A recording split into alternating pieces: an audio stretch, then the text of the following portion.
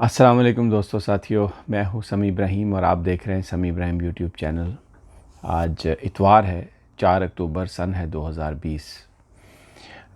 Armenia और Azerbaijan की लड़ाई के हवाले से ख़बरें आपको मिल रही हैं। उसमें जिस तरीके से अज़रबैजान ने दोस्त ममालिक के मदद से, इस्लामी ममालिक की मदद से आर्मीनियंस को जिस तरह से वहाँ पर डील किया है, उसने पूरी दुनिया को हिला के रख दिया। और अब इसी इसी बैकग्राउंड में मैं आपको जो आज ख़बर देने जा रहा हूँ वो ये है कि रूस ने जो अपनी टेक्नोलॉजी ख़ास तौर पर जो एयर फोर्स के हवाले से एक बड़ी ज़बरदस्त उन्होंने डेवलपमेंट की है। और उन्होंने Su-57 उनके जो स्टेल्थ फाइटर हैं 5th जनरेशन, उनके लिए सुपर हाइपर मिज़ाइल बनाया, यानी आवाज़ से 10 गुना ज़्यादा स्पीड से ये चलने वाला मिज़ाइल है। और वो उन्होंने अब ये इब्तदाई मराहल में है। और वो जो रशियन एयर फोर्स है उसका हिस्सा वो बनने वाला है। और ये इसकी जो खसूसी जो इसमें अहमियत है इसकी वो ये है कि ये जो इस वक्त अमेरिका के जो 5th जनरेशन वॉरफेयर जो प्लेन है, F-35 और F-22 रैप्टर्स, जो उनके स्टेल्थ टेक्नोलॉजी है, Su-57 जो है ये स्टेल्थ फाइटर, और जब उसके साथ ये मिज़ाइल लग जाए जो न्यूक्लियर कैपेबिलिटी भी है उसके अंदर और कन्वेंशनल भी है, और ये जो तमाम जो मिज़ाइल इंटरसेप्टिंग सिस्टम है, मिज़ाइल को जो रोकने वाला निज़ाम है, उसको ये मात कर सकता है। और इसमें ये खूबी है कि जब ये फायर किया जाता है तो फिर ये मैनूवरिंग करता है। अगर इसको मारने के लिए, इसको निशाना बनाने के लिए कहीं से मिज़ाइल फायर हो या कोई और चीज़ फायर की जाए तो ये उसको धोखा देने के लिए, उससे बचने के लिए ऊपर नीचे मुख्तलिफ फ़ज़ा में ये मैनूवरिंग कर सकता है। 2000 किलोमीटर तक इसकी मार है। तो ये एक बहुत बड़ी एक डेवलपमेंट है इस ख़ित्ते में, जो रशिया जो जिस टेक्नोलॉजी के साथ आगे आ रहा है। अमेरिका की नींद हराम हो गई है। सदर ट्रंप जो इस वक्त कोविड की बीमारी की वजह से वाल्टर रीड हॉस्पिटल में हैं, बज़ाहिर वो अपने आप को ये बता भी रहे हैं कि उनकी सेहत बेहतर है और को बहुत ज़्यादा उन पर अभी तक इस बीमारी ने असर नहीं किया। लेकिन ये जो ख़बर है ये उनके असाब पर एक इंतहाई इसने शदीद इसने इस पर इम्पेक्ट किया है। इस वक्त पूरे अमेरिका में यहाँ पर जो डिफेंस के जो लोग हैं वो जो F-35 और F-22 रैप्टर्स, ये जो स्टेल्थ फाइटर है अमेरिका के, इनको state of the art 5th generation था F-35। और आपको अगर आपको याद हो तो अभी जब UAE और इसराइल का आपस में एग्रीमेंट हुआ है तो इसके बावजूद इसराइल ने मुखालफत की कि जो F-35 स्टेल्थ फाइटर्स हैं वो UAE को नहीं मिलने चाहिए, क्योंकि इससे उनका ये ख्याल है कि ये टेक्नोलॉजी कहीं और चली जाएगी। और इसराइल जो है उसकी जो सुप्रीमेसी है मिडल ईस्ट में इस वक्त अमरीकी वेपन्स की वजह से वो कंप्रोमाइज़ हो जाएगी। रशियंस जो हैं वो ऑलरेडी जो टर्किश हैं उन्होंने ऑलरेडी जो रशियन सिस्टम है डिफेंस का, अगर मिज़ाइल का हमला हो तो उसको रोकने के लिए जो रशियन डिफेंस सिस्टम है उसको उन्होंने लिया हुआ है। अब ये जो KHM-2 कैंजल और उसके साथ ये जो Su-57 फाइटर जो स्टेल्थ फाइटर है 5th जनरेशन रशिया के ये फाइटर्स हैं, तो इनके साथ ये जो सुपर हाइपर मिज़ाइल की जो बात है जो मैंने भी आपको बताई है, इससे जो अमेरिकन सुप्रीमेसी थी या अमेरिका ये समझता था कि वो इस वक्त अकेली वाहिद सुपर पावर है और कोई उसको रोक नहीं सकता, वो जो चाहे कर सकता है, किसी पर भी हमला कर सकता है। अब ये इस डेवलपमेंट के बाद जो पुतिन है वो एक ऐसी पोजीशन में आ गए हैं जहाँ पर वो अमेरिका को बिल्कुल आंखें दिखा सकते हैं। मैं थोड़ा सा आपको बताता हूँ, ये जो Su-57 जो प्लेन है ये कोई नया प्लेन नहीं था। 2010 से ये रशियन एयरफोर्स में था, लेकिन इसके अंदर उन्होंने तरक्की की है, इसका नया वर्जन बनाया है। ये 5th जनरेशन जो अब प्लेन है, लेटेस्ट है, स्टेट ऑफ द आर्ट। और उसके साथ ये जो सुपर हाइपर मिज़ाइल है, यानी आवाज़ से 10 गुना ज़्यादा स्पीड से चलने वाला मिज़ाइल, इसने बिल्कुल नींदें हराम कर दी हैं।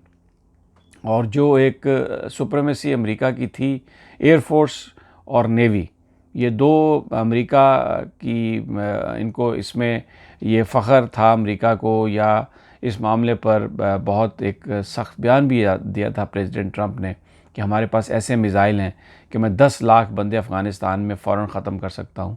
और फिर हमारी नेवी ऐसी है जो पूरी दुनिया पर रूल करती है। और इसमें कोई शक नहीं कि अमेरिका की नेवी स्ट्रॉन्ग भी बहुत है, लेकिन जो रशिया की तरफ से ये जो Su-57 और इसी तरह चाइना, मैं आपको बता चुका हूँ उनके जो स्टेल्थ फाइटर हैं जो उन्होंने डिप्लॉय किए हैं वहाँ पर लद्दाख के हवाले से पेट्रोल जो कर रहे हैं, तो ख़ित्ते में जो इस वक्त अमेरिका की जो सुप्रीमेसी की जो बात हो रही थी वेपनरी के हवाले से, असले के हवाले से, वो अब कंप्रोमाइज़ हो रही है। ये बड़े अरसे के बाद ऐसा हुआ है।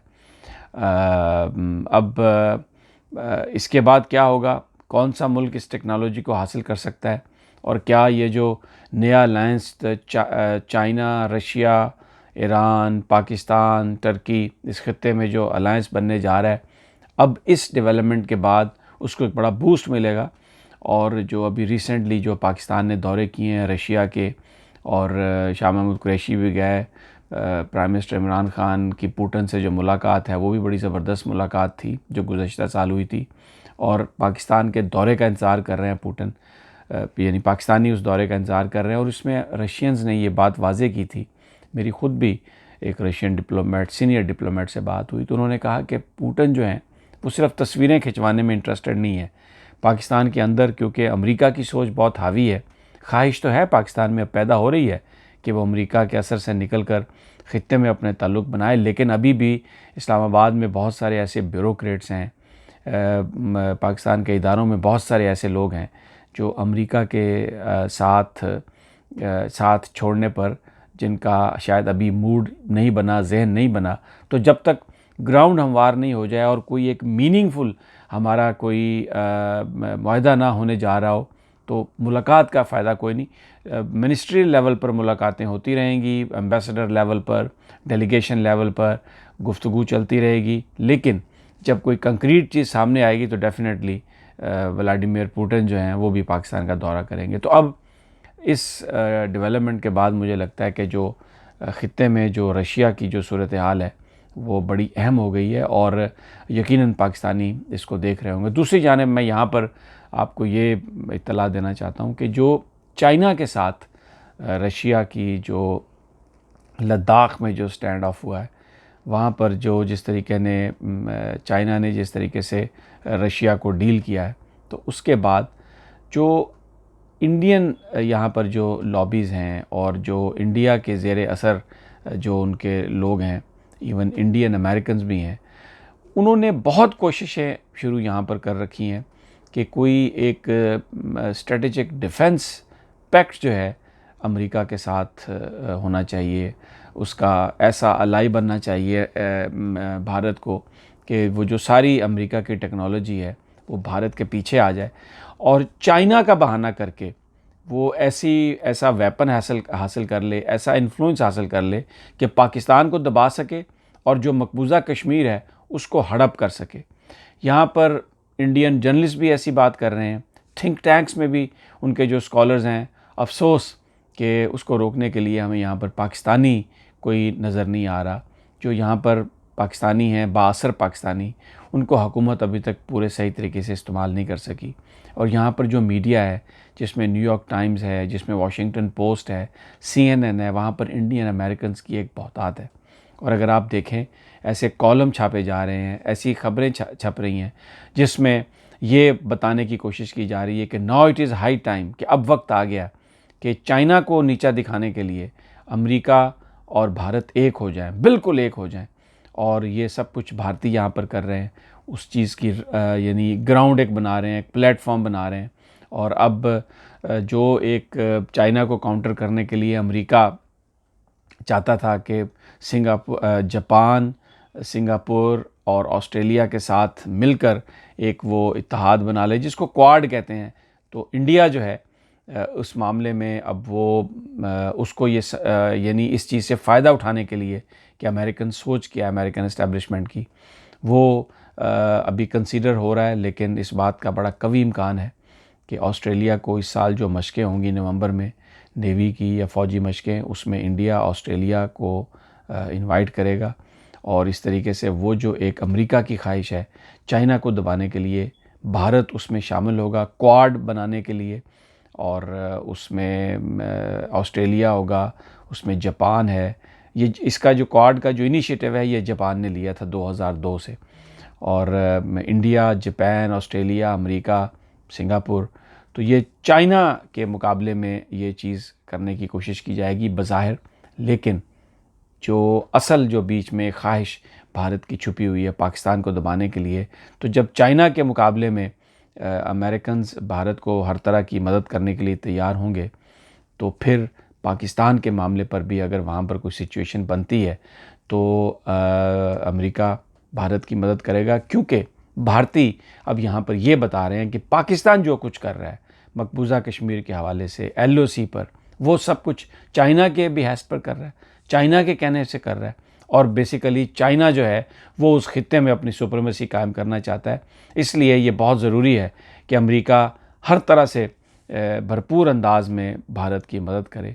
ऐसी सूरत हाल से मुकाबला करने के लिए पाकिस्तान को एक स्ट्रेटजी बनाने की ज़रूरत है। यहाँ पर जो पाकिस्तानी अमेरिकन हैं, बड़े बड़े बाअसर लोग हैं, बड़े अमीर लोग हैं, पॉलिटिकली बड़े इन्फ्लुएंशियल लोग हैं, पाकिस्तानी डॉक्टरों की तंजीम है। ये पाकिस्तान की गवर्नमेंट को चाहिए कि इन तमाम लोगों को एतमाद में लेकर तो जो पाकिस्तानी डायस्पोरा यहाँ पर है उसको इस्तेमाल करे और अमेरिकन एस्टेब्लिशमेंट को ये बावर कराए कि भारत चाइना के नाम पर जो करने की कोशिश कर रहा है उसका निशाना पाकिस्तान बनेगा।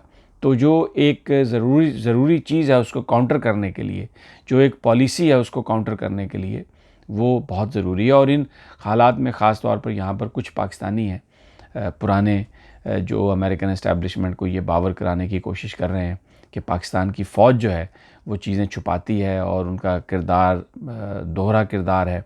और उसमें फिर जो पाकिस्तान के अंदर सियासतदान हैं वो आप देख ही चुके हैं, मिसाइल टेक्नोलॉजी के हवाले से जो नवाज़ शरीफ साहब ने बज़ाहिर हुब्बुल वतनी अपनी क्लेम की है बज़ाहिर, लेकिन दर हकीकत पाकिस्तान की फ़ौज पर एक बड़ा घिनौना वार किया है, पाकिस्तान की हुकूमत और एस्टेब्लिशमेंट पर एक घिनौना वार किया है।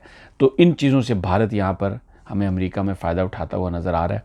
बहुत ही ये एक इम्पॉर्टेंट इस वक्त सिचुएशन है, टर्निंग पॉइंट है। और ये जो भारत कोशिश कर रहा है अपने दोस्तों के हवाले से, इज़राइल की मदद के हवाले से, उसको काउंटर करने के लिए पाकिस्तान को एक बड़ी ज़बरदस्त हिकमत अमली की ज़रूरत है।